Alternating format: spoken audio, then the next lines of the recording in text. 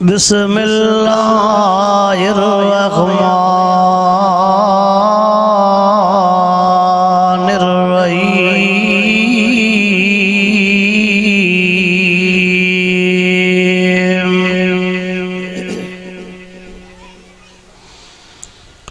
इल्ला तंसुरूहु फ़क़द नसरहुल्लाहु is अख़रजहुल्लज़ीना कफ़रू सानियस्मैनि is Huma fill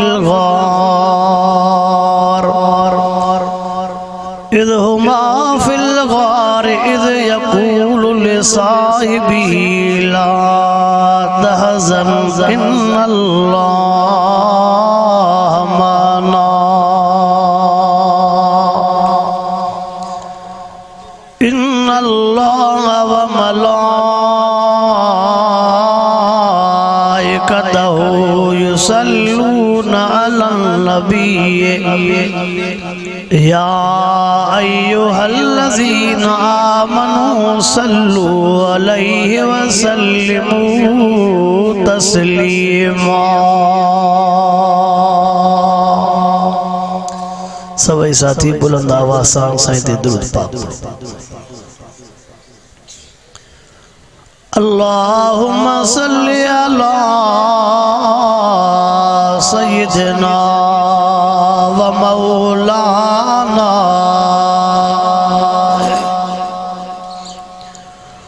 Muhammad व अला आलिहि व अस्हाबिहि व अज़वाजिहि व औलादिहि व आलि बैतिहि अजमईन।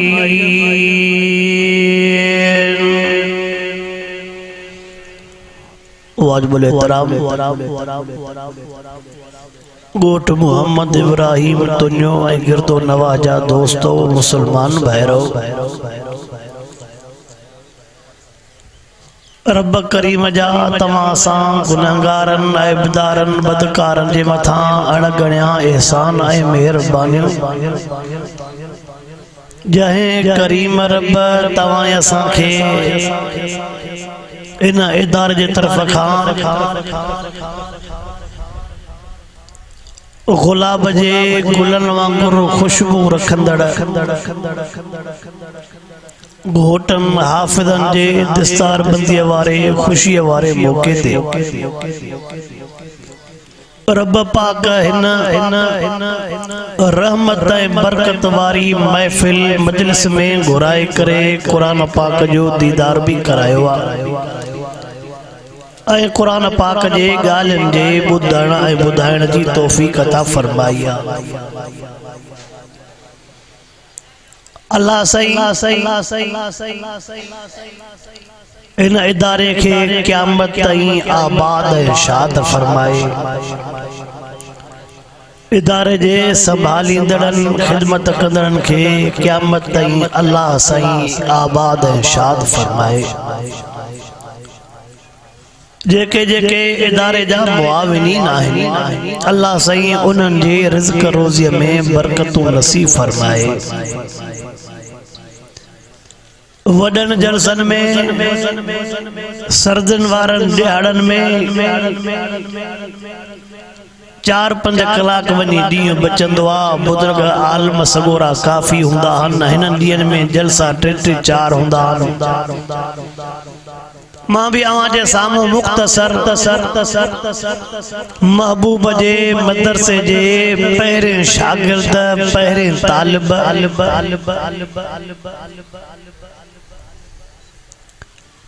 मिठड़े अबू बकर सिद्दीक़ से जे बारे में अर्ज़ रखण चाहियां थो। अल्लाह रब्बुल आलमीन 1.25 लाख अंबिया सगोरा मोकिलिया। 1.25 लाख अंबिया सगोरन खे पंहिंजे पंहिंजे दौर में असहाब ॾिना, शागिर्द ॾिना।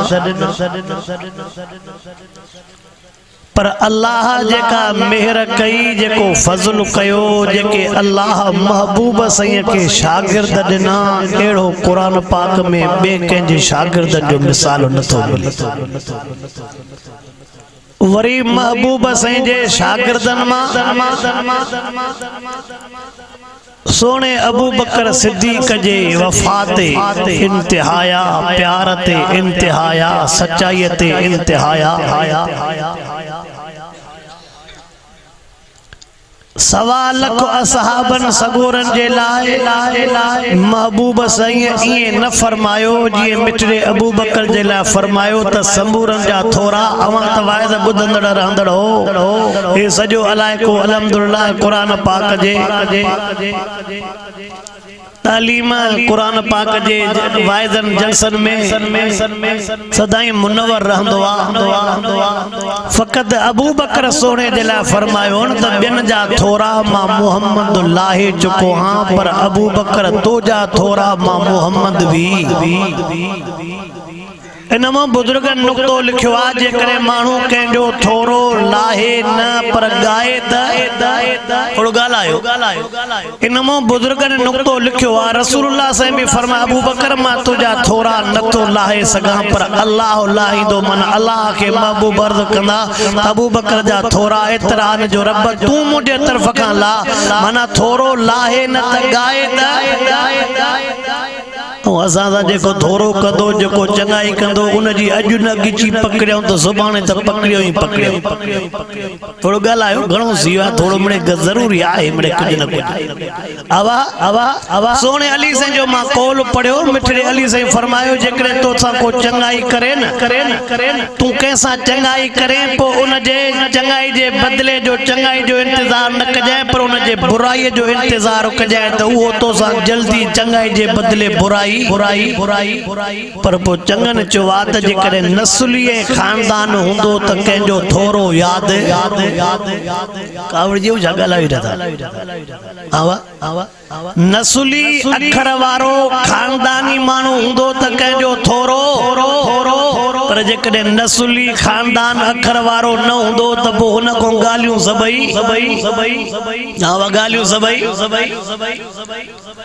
महबूब मुस्तफा करीम सल्लल्लाहु अलैहि वसल्लम जे इन यार अबू बकर सिद्दीक जे इश्क वफा इन अबू बकर सिद्दीक जे फरमा बरदारी जा हज़ारे मिसाल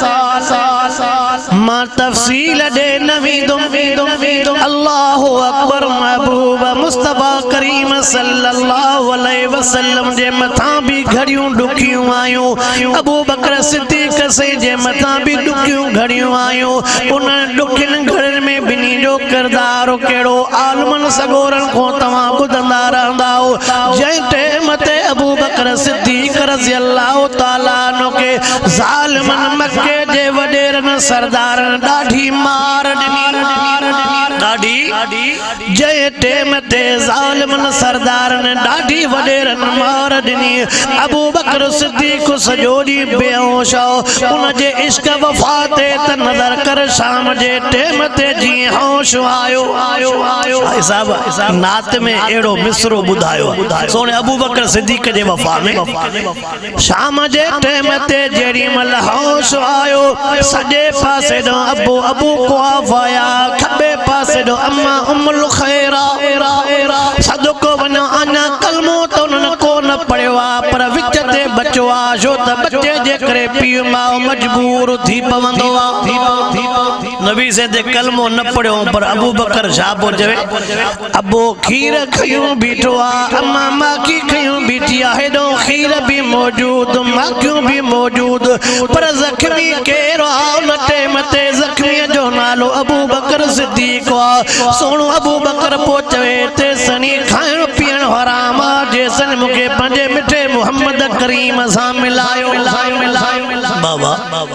तुझी दिल चवंदी हूंदी त मां खावां पियां अम्मा तुझी दिल चवंदी हूंदी त पर मुंहिंजी दिल नथी चवे अबो चवे थो त मां चवां तो तूं खा खीर भी पियो माखी भी पियो अबू बकर सिद्दीक सोने जे ज़बान मां लफ्ज़ कहिड़ा तेसनी को न खाइबो पीबो जेसनी महबूब मोहम्मद करीम जो दीदार कबो छा कबो ॾाढिया छा कबो अबू बकर सोना अॼु तुझे ज़ख्मनि जी दवा कीअं थींदी अॼु तुझे ज़ख्मनि जी दवा थींदी महबूब सही सईं भाकुर पाईंदा पंहिंजे झोल मुबारक में सुमारींदा अबू बकर अॼु तुझे ज़ख्मनि जी दुआ दवा भाकुर सां थींदी पर गार में तुझी दवा महबूब जे लिब मुबारक सां थींदी तू गणती न कर तुझी दवा महबूब साईं करे सीर जे किताबनि में लिखियो पियो अबू बकर सिद्दीक़ रज़ी अल्लाह ताला अन्हु जे उन्हनि लफ़्ज़नि ते नज़र कर चाहे टेम ते ज़ख्मी थियल अबू बकर सिद्दीक़ जे मथां महबूब जी प्यार वारी नज़र पई हूंदी जॾहिं महबूब मुस्तफा करीम सल्लल्लाहु अलैहि वसल्लम जी प्यार वारी नज़र अबू बकर सिद्दीक़ साईं जे मथां पई हूंदी अॼु ज़ख्मी लॻो पियो अॼु रतो वेतो लॻो पियो हलण जहिड़ो बि न आहे यार जा पेर बि कोन था हलनि घसाईंदो थो हले अल्लाह अकबर जे टेम ते महबूब साईं अॻिते वधी करे इन पंहिंजे आशिक बीमार पंहिंजे आशिक ज़ख्मीअ खे महबूब साईं पंहिंजे भाकुरनि में झलियो हूंदो कहीं झलियो हूंदो अल्लाह अकबर अब ज़ख्मी अबू बकर सिद्दीक़ के जंहिं मते महबूब पंहिंजे भाकुर में झलियो हूंदो अबू बकर धक लॻई पर जेको हेॾो सीनो मुबारक मिलई इहो बि त वरी ॾिसो न सदको वना सोना अबू बकर सिद्दीक़ तुझे जिंदगी अबू बकर सिद्दीक़ खां जने महबूब ही पुछो कई हुंदी अबू बकर यार तोखे ॾाढो कुटियो अथऊं ॾाढो मारियो अथऊं अबू बकर तुझो सॼो जिस्म ज़ख्मी आहे सोने जट हीअं लफ़्ज़ चया हूंदा अबू बकर सिद्दीक़ जे ज़बान मां जेके लफ़्ज़ निकिता हूंदा कुल्लु मुसीबतिन बादक जललो या रसूल अल्लाह साईं मारत ॾाढी मिली आहे ज़ख्मी बि ॾाढो थियो आहे रत बि जिस्म मां घणी वई आहे ईअं सम्झो त ॼणो हॾ कुटियो अथऊं पर मुंहिंजा महबूब तव्हांजे भाकुर में आयो आहे त मूंखे मार यादि ई न मार मिली आहे पर अहिड़ो भाकुर बि ताग में अल्लाह अकबर महबूब मुस्तफा करीम सल्लल्लाहु अलैहि वसल्लम जा उहे जुमला भी याद कर संजी हदीस मुबारक जंहिंजे जिस्म सां मां महबूब जो पाक जिस्म मुबारक मिलियो तंहिंजे मथां जहन्नम जी बाहि हराम अब हदीस पाक शाये फरमाइंदा जंहिंजे जिस्म सां मां महबूब मोहम्मद करीम सल्लल्लाहु अलैहि वसल्लम जो पाक जिस्म मिलियो तंहिंजे मथां जहन्नम जी बाहि हराम वा हेॾे त भाकुर मिलियो हेॾे त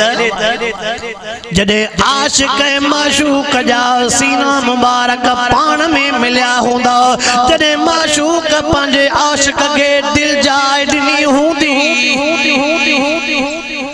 अबू बकर जेकॾहिं अल्लाह साईं तोॾे सलाम मोकिलींदो आहे जेकॾहिं तुंहिंजी न्याणी बीबी आशा सिद्दीक़ जे सलाम ईंदा आहिनि त पोइ जेकॾहिं तोखे एॾो मर्तबो मिलंदो पोइ थोरो पंहिंजे जिस्म खे तयार बि कजांइ त तकलीफ़ां बि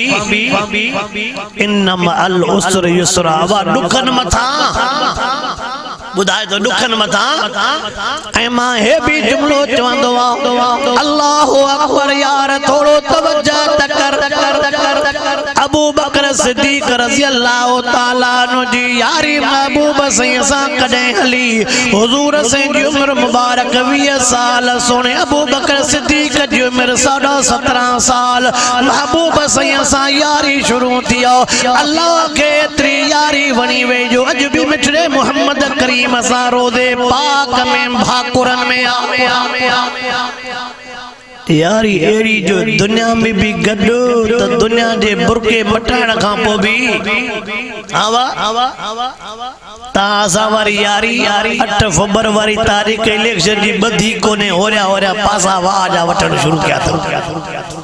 लला गला तासा वारी यारी 8 फरवरी वारी तारीख़ बधी ना है त पासा वठणो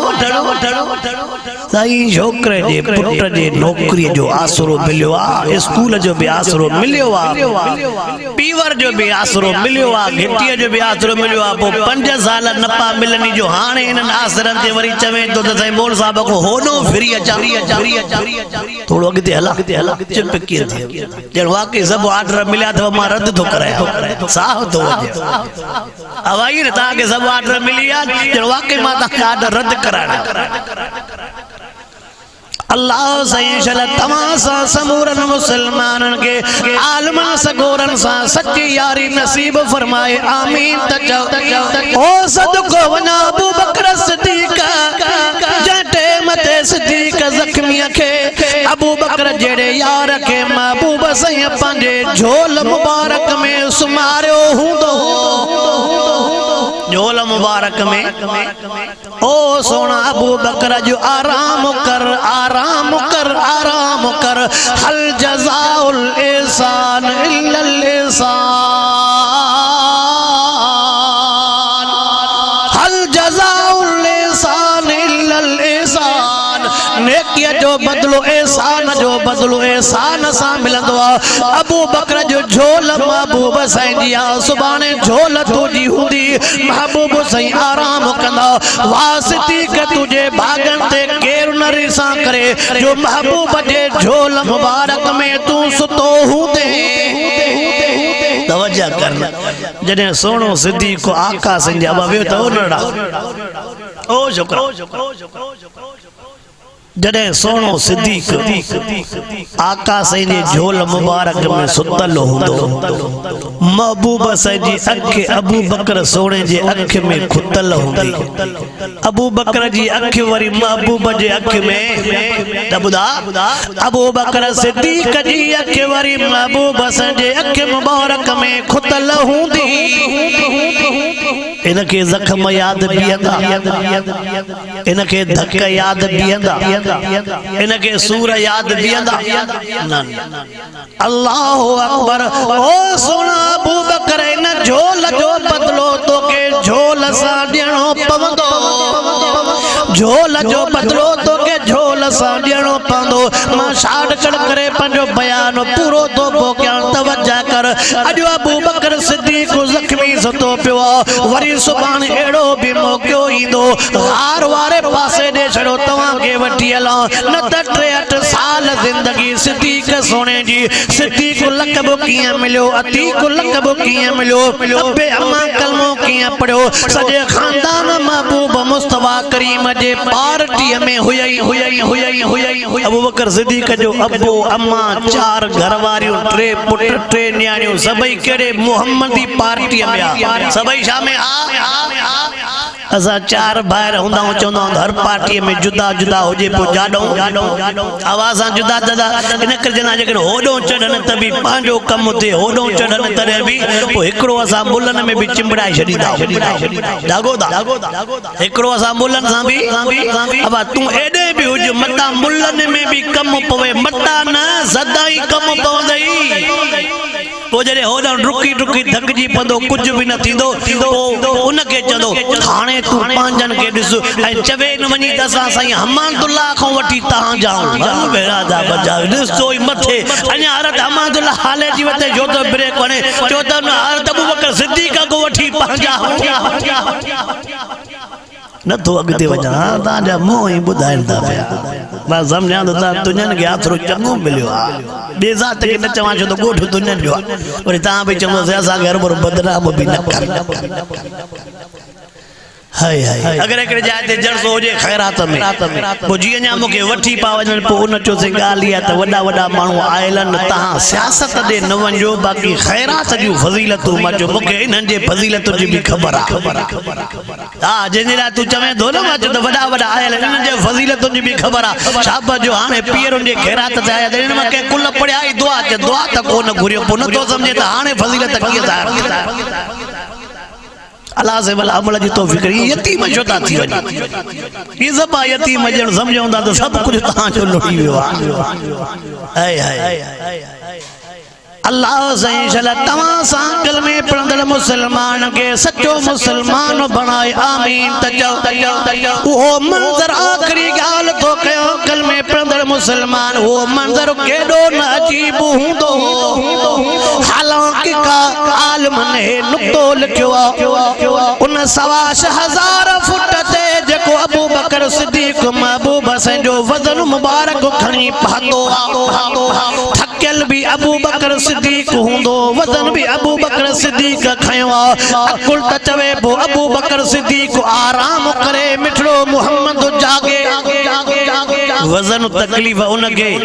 पर अबू बकर सोने चयो न मुझा महबूब अन्नज़र इला वजह रसूलुल्लाह मां त चयोम त दीदार कया चो आशिक के निंद्र नदा गलायो अवा होजे भी आशिक यो छोरो सुमे भी 10 बजे थी सके तो दबा न गलायो जब कसम खणी आया आवा आशिक 10 बजे सुमंदो 3 बजे 4 बजे जने पैकेज पूरो थे पो सुमंदो वरी जो 3 बजे सुमंदो तो वरी उथारे ते भी शाम जो 4 बजे पोसे मुझे जोरे भला जो रोजी नथी मिले ते नौकरी नथी मिले ते धंधो थे ही नथो उथे त धंधो भी थे उथे बे परी ट्रे पे देने के ने कर नौकरी त ना होती एडे विदम तो वरी ता वडा चंदो तो छोरा गिची में पवंदा छोरा चंदा पणायो इन कर ता वडा नथा पुछो